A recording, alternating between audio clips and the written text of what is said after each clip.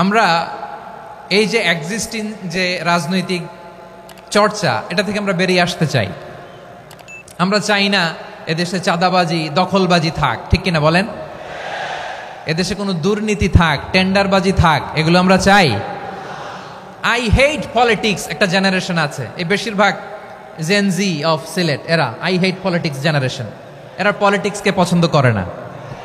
তো কেন করে না, এর দায়ভার আমাদের আছে না নাই? আছে।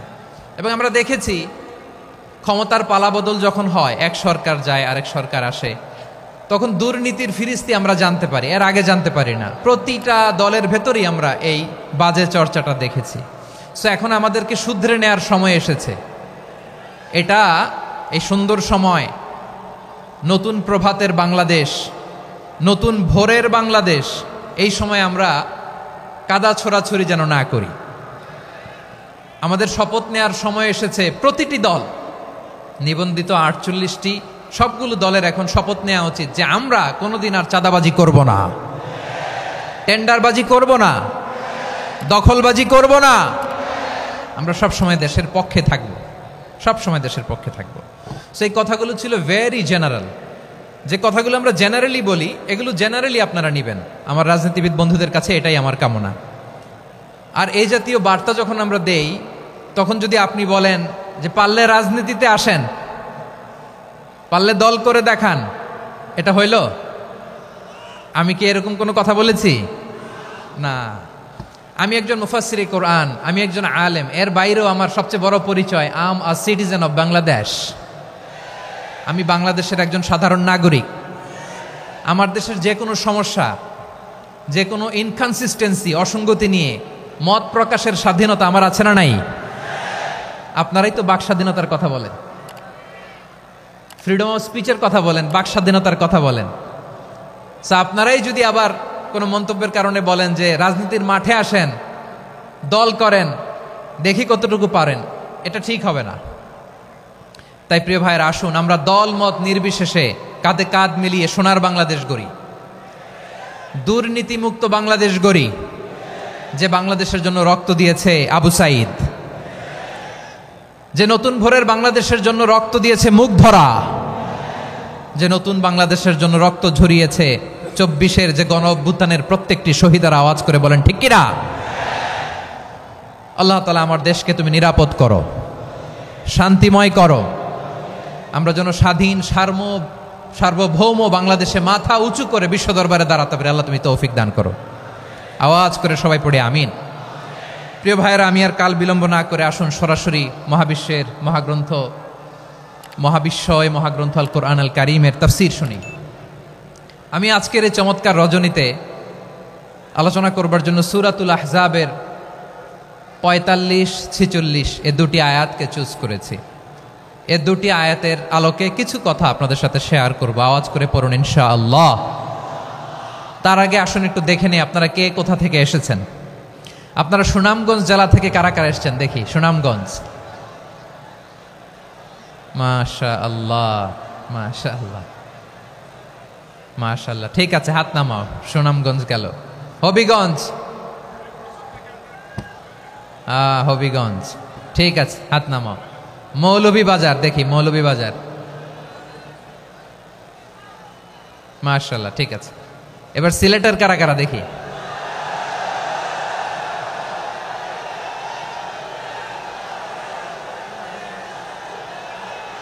মাশাআল্লাহ মাশাআল্লাহ। বক্কা বক্কা, ঠিক আছে ঠিক আছে, মাশাআল্লাহ মাশাআল্লাহ, I like it, I love it, মাশাআল্লাহ। সুনামগঞ্জ, হবিগঞ্জ, মৌলভীবাজার, সিলেট। সিলেটের এই 4 জেলার বাইরে থেকে কারা কারা আসছেন দেখি। মাশাআল্লাহ, অন্যান্য অনেক জেলা থেকে আমার বাইরে এসেছে, মাশাআল্লাহ। আল্লাহ সবাইকে কবুল করুক। আজকের এই প্রোগ্রামকে, এই তাফসীরুল কোরআন মাহফিলকে আমাদের নাজাতের ওসিলা বানাক। 3 দিন ব্যাপী দেশের প্রথিতযশা অত্যন্ত বিজ্ঞ প্রাজ্ঞ ওলামারা যে সমস্ত আলোচনা, দিক নির্দেশনা এই মঞ্চ থেকে আমাদের জন্য রেখেছেন, আমরা যেন সেগুলোর উপর আমল করতে পারি। আল্লাহ তৌফিক দান করুক। প্রিয় ভাইয়েরা, বড় গ্যাদারিং, অনেক বড় শোডাউন, জনপ্রিয়তা, এগুলো আমাদের উদ্দেশ্য না। আমাদের উদ্দেশ্য হচ্ছে আল্লাহর সন্তুষ্টি। সিলেট আওয়াজ করে বলো, আমাদের উদ্দেশ্য কার সন্তুষ্টি? আল্লাহর সন্তুষ্টি। ওইটা যদি পাই যথেষ্ট, আলহামদুলিল্লাহ আলহামদুলিল্লাহ। আসুন আমরা আমাদের নিয়তকে খালেস করে নেই। আমরা যা শুনবো আমলের নিয়তে শুনবো, নিজের জীবনকে পরিবর্তনের জন্য শুনবো, ঠিক কিনা বলেন? ইনশাআল্লাহ। আমি মেহরবানি করে এই যে ডান দিকে আমার ভাইদেরকে অনুরোধ করব, আপনারা মেহরবানি করে চুপ থাকবেন। অনেক এলইডি আছে, এলইডি। হ্যাঁ দেখেছি দেখেছি দেখেছি দেখেছি। কোনো এক্সকিউজ দেয়া যাবে না, এটা নাই ওটা নাই, এরকম কোনো কথা হবে না। এলইডিতে আমরা দেখবো ইনশাআল্লাহ। প্রিয় ভাইরা, সূরাতুল আহজাবের 45 এবং 46 নম্বর আয়াত আমি তেলাওয়াত করেছি, যেখানে আল্লাহ তাআলা বিশ্বনবীর 5টি বৈশিষ্ট্যের কথা বলেছেন। কয়টি? সবাই বলুন আওয়াজ করে, কয়টি? 5টি বৈশিষ্ট্যের কথা আল্লাহ তাআলা এই আয়াত দুটিতে উল্লেখ করেছেন। বিশ্বনবী সাল্লাল্লাহু আলাইহি ওয়াসাল্লামের জীবনী, ওনার বায়োগ্রাফি নিয়ে কথা বলাটা দুষ্কর, কারণ এটার কোনো শেষ নাই, কুল নাই, কিনারা নাই, বিয়ন্ডলেস, বাউন্ডলেস, বটমলেস। সুবহানাল্লাহ বলেন। কারণ তিনি তো এমন নবী যিনি হ্যাঁ বললে এটা শরীয়তে হালাল হয়ে যায়। নবীর মুখ দিয়ে যদি বেরোয় হ্যাঁ, নাম, ইয়েস, তাহলে এটা হালাল, ঠিক কিনা বলেন? এ নবীর মুখ দিয়ে যদি না বের হয় যে না, নো, তাহলে এটা শরীয়তে হারাম হয়ে যায়।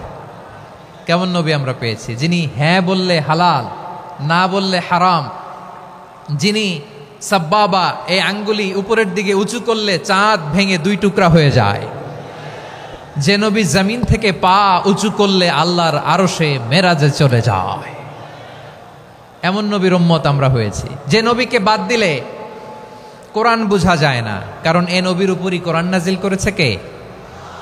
এ নবীকে বাদ দিলে হাদিস বোঝা যায় না, কারণ হাদিস তো এ নবীর মুখনিসৃত পবিত্র বাণী। সুবহানাল্লাহ পড়েন। এ নবীকে বাদ দিলে জান্নাত চেনা যায় না, কারণ জান্নাত তিনি চাক্ষুষ দেখে এসে আমাদেরকে মেরাজ শেষে বর্ণনা করে শুনিয়েছেন।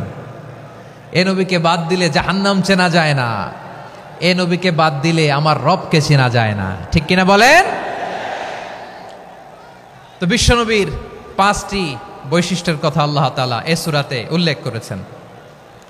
আল্লাহ রাসূল সাল্লাল্লাহু আলাইহি ওয়াসাল্লাম যখন মক্কাতে দাওয়াত দিচ্ছিলেন, মক্কার কুরাইশরা নানাভাবে বিষ্ণু ঈসা ইসলামকে কষ্ট দিচ্ছিল, নানাভাবে ট্যাগিং করছিল, মিথ্যা অপবাদ দিচ্ছিল। কখনো কখনো তারা বিশ্বনবীকে বলছিল মিথ্যাবাদী, কাযযাব। কখনো বলছিল যে তুমি হচ্ছে জাদুকর, সাহের। কখনো বলেছে শায়ের, মুহাম্মদ তুমি কবি। কখনো বলেছে কাহেন, মুহাম্মদ তুমি গণক। এবং কখনো বলেছে মুহাম্মদ তুমি হচ্ছে মাজনুন, মানে পাগল। আওয়াজ করে সবাই পড়ুন নাউযু বিল্লাহি মিন যালিক। তাহলে বিশ্বনবীকে মৌলিকভাবে এই 5টি অপবাদ দিয়েছে।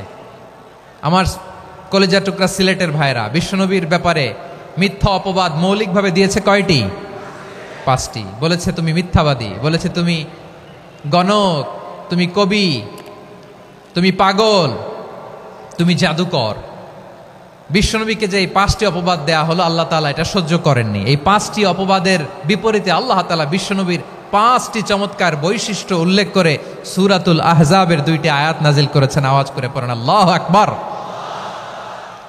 5টি চমৎকার বৈশিষ্ট্য সূরাতুল আহজাবের ভেতরে রব্বুল আলামিন উল্লেখ করে আমাদেরকে জানিয়ে দিচ্ছেন, ইয়া আইয়ুহান নাবিয়্যু ইন্না আরসালনাকা শাহিদান ওয়া মুবাশশিরান ওয়া নাযীরা ওয়া দাঈয়ান ইলাল্লাহি বিইذনিহি ওয়া সিরাজাম মুনীরা। পড়েন আল্লাহু আকবার।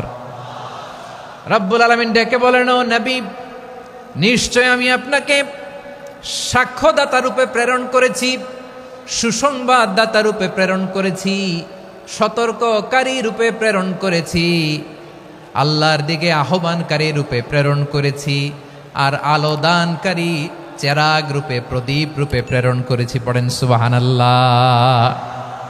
5টা বৈশিষ্ট্য। 1 নম্বরে আল্লাহ তাআলা বললেন, হে নবী, নিশ্চয় আমি আপনাকে সাক্ষ্যদাতা হিসেবে প্রেরণ করেছি। সাক্ষ্যদাতা, বিষ্ণু ইসা ইসলাম সাক্ষ্য দিবেন, এজন্য Shahid.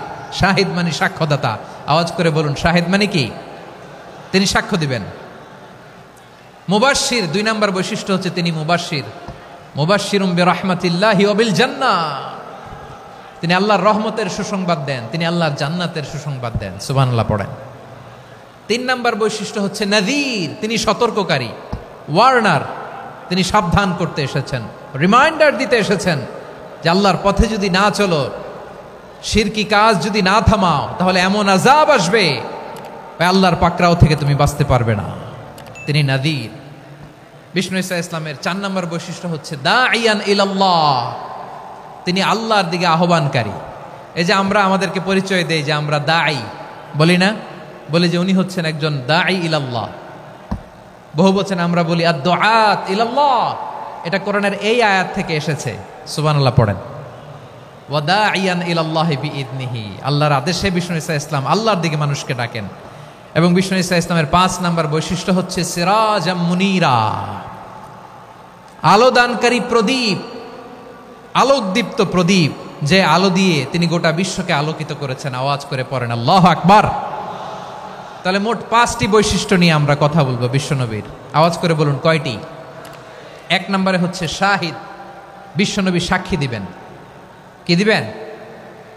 He will be witness for all prophets and for us, তিনি নবীদের উপরও সাক্ষী দিবেন, আবার উম্মতের উপরও সাক্ষী দিবেন। সুবহানাল্লাহ পড়েন। কিয়ামতের দিন আল্লাহ তাআলা প্রত্যেক নবীকে জিজ্ঞেস করবেন যে তুমি কি তোমার উম্মতের কাছে আমি যা যা পৌঁছাতে বলেছিলাম পৌঁছিয়েছো? নবীরা বলবে আল্লাহ আমি পৌঁছিয়েছি। নবীদের কথা ঠিক কিনা, সত্য কিনা, এর সপক্ষে তখন বিশ্বনবী সাক্ষী দিবেন। সুবহানাল্লাহ পড়েন। এজন্য রব্বুল আলামিন বলেন ফাকাইফা ইযা জিনা মিন কুল্লি উম্মাতিন বিশাহীদিন ওয়া জিনা বিকা আলা হাউলাই শাহীদা।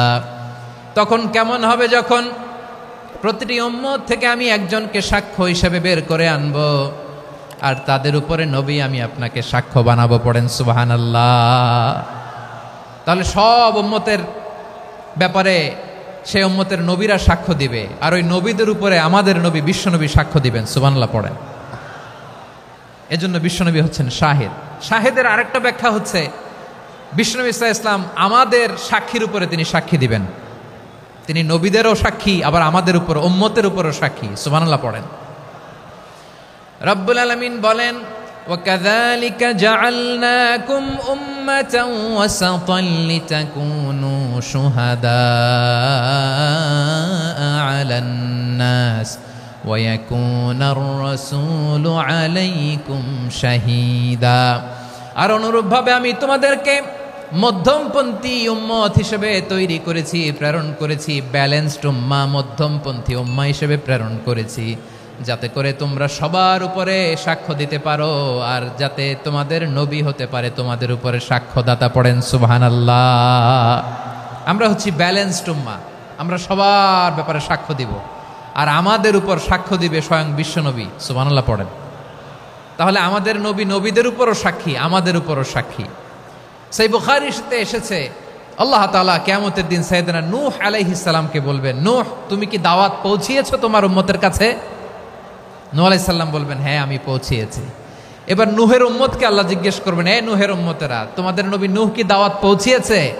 নূহের উম্মত বলবে না আল্লাহ, আমাদের কাছে কোনো সতর্ককারী আসে নাই, কোনো নবী টবি আসে নাই, কোনো দাওয়াতও আমরা পাই নাই, আপনারাও চিনি নাই, জান্নাতও চিনি নাই, জাহান্নামও চিনি নাই। নূহ আলাইহিস সালাম বিপদে পড়ে যাবেন। তখন আল্লাহ বলবেন নূহ তুমি বললা পৌঁছিয়েছো, তোমার উম্মত বলে কিছু পায় নাই। নূহ তোমার কি কোনো সাক্ষী আছে? তোমার কথা আর তোমার উম্মতের কথা তো মিলে না। তুমি বললা তুমি আমার নির্দেশনা দাওয়াত পৌঁছে দিয়েছো, কিন্তু তোমার উম্মত বলে পায় নাই। নূহ তোমার পক্ষে কোনো সাক্ষী আছে? নূহ আলাইহিস সালাম বলবেন আছে। কে? উম্মতে মুহাম্মাদী। তখন আমরা বলবো আল্লাহ, আল্লাহর নবী নূহ আলাইহিস সালাম তিনি আপনি যা যা বলেছেন ঠিক তা তার উম্মতের কাছে পৌঁছে দিয়েছে। এবার নূহের উম্মতের সাথে আমাদের ঝগড়া লাগবে। তারা বলবে তোমরা আসছো আমাদের হাজার হাজার বছর পরে, তোমরা কি করে জানলা? তোমাদের সাক্ষী ধর্তব্য হবে না। আমরা তখন বলবো আমাদের কোরআনে তোমাদের নবীর নামে আল্লাহ তাআলা একটা সূরা নাজিল করেছেন, সূরাতে নূহ। আওয়াজ করে পড়েন আল্লাহু আকবার। আমরা বলবো আমাদের কোরআনে তোমাদের নবীর কথা আল্লাহ আমাদেরকে জানিয়েছেন, দিন রাত এক করে তোমাদের কাছে তিনি দাওয়াত পৌঁছেছেন। তোমরা কানের মধ্যে হাত দিয়ে রাখতা, চেহারাটা কাপড় দিয়ে ঢেকে রাখতা, আল্লাহর নবী নূহকে পিটিয়ে ছালা দিয়ে পেঁচিয়ে তোমরা পাহাড়ে তুলে রেখে আসতা। সব আমরা জানি। আমরা যখন বলবো এই কথা, নূহের উম্মাত চুপসে যাবে। তখন আমরা সত্য বলেছি কিনা এটা আল্লাহ তাআলা জানতে চাইবে বিশ্বনবীর কাছে। তখন বিশ্বনবী আমাদের পক্ষে সাক্ষী দিবেন। আওয়াজ করে বলেন আল্লাহু আকবার। এজন্য আল্লাহ বলেন, নবী আপনি হচ্ছেন সাক্ষ্যদাতা, সব নবীদের উপর আপনি হবেন সাক্ষী, আবার আপনার উম্মতের সাক্ষীর উপর আপনি হবেন সাক্ষী। তার মানে নবী গো, কিয়ামতের কঠিন ময়দানে আপনি হবেন রাজ সাক্ষী। বিশ্বনবী কি সাক্ষী? আওয়াজ করে বলেন, রাজ সাক্ষী, সব সাক্ষীর বড় সাক্ষী। এজন্য বিশ্বনবীকে আল্লাহ তাআলা প্রথম যে বৈশিষ্ট্যটা দিয়েছেন সেটা হচ্ছেন শাহিদ। তিনি সাক্ষ্যদাতা, witness for all messenger of God and for all of us. সুবহানাল্লাহ পড়েন। তাহলে এক নম্বর বৈশিষ্ট্য বুঝতে পেরেছেন? বুঝতে পেরেছেন সবাই? মাশাআল্লাহ। এদিকে কি ভাই, এই যে জেনজি অফ সিলেট, কি তোমরা বসো না, দাঁড়াও না, যাও না, আসো না, চলে যাবা? এই লক্ষ মানুষ ঠেলে তোমরা যাইতে পারবা? হ্যাঁ,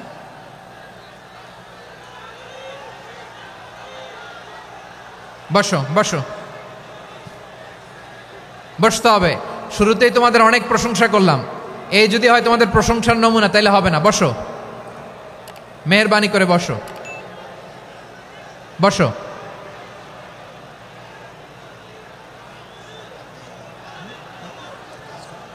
আওয়াজ করে তাকবীর দেন, আওয়াজ করে পড়েন লিল্লাহে তাকবীর। আরো জোরে আওয়াজ করে পড়তে হবে, লিল্লাহে তাকবীর, লিল্লাহে তাকবীর। আমার প্রিয় সিলেটবাসী, আমার দিকে তাকান, আমার দিকে তাকান। জি, এরকম গ্যাদারিং হইলে পাবলিক ইভেন্ট বন্ধই করে দিতে হবে আমাদের। আমার দিকে তাকান। তাহলে আল্লাহ তাআলা বিশ্বনবীর 5টি বৈশিষ্ট্যের কথা বলেছেন। একটি বৈশিষ্ট্যের ব্যাপারে আমরা জানলাম, তিনি হচ্ছেন শাহিদ, সাক্ষ্যদাতা, সবার উপরে সাক্ষ্যদাতা। 2 নম্বর বৈশিষ্ট্য হচ্ছে মুবাশশিরা, তিনি সুসংবাদদাতা। সিলেটবাসী আওয়াজ করে আমার সাথে বলো, মুবাশশিরা মানে সুসংবাদদাতা। তিনি আল্লাহর রহমতের সুসংবাদ দেন, তিনি জান্নাতের সুসংবাদ দেন। এই উম্মতের মধ্য থেকে যারা গাফেল, যারা অবাধ্য, যারা সীমালঙ্ঘনকারী, তাদেরকে বিশ্বনবী আল্লাহর রহমতের সুসংবাদ দেন। তিনি বুঝান আল্লাহর দরবার 24/7, 24 ঘন্টা খোলা। আপনি যত বড় পাপী হন, আপনি যতই অন্যায় করেন না কেন, আল্লাহর রহমতের দরিয়া, আল্লাহর রহমতের দরজা আপনার জন্য খোলা আছে না নেই? জায়নামাজটা বিছিয়ে দেন, চোখের পানি ছেড়ে দেন, 2 রাকাত নামাজ পড়ে সেজদায় লুটিয়ে পড়ে কাঁদেন। যত গুনাহ আপনার হোক না কেন, আপনার গুনাহ মাফ করে কবুল করে নিবে কে?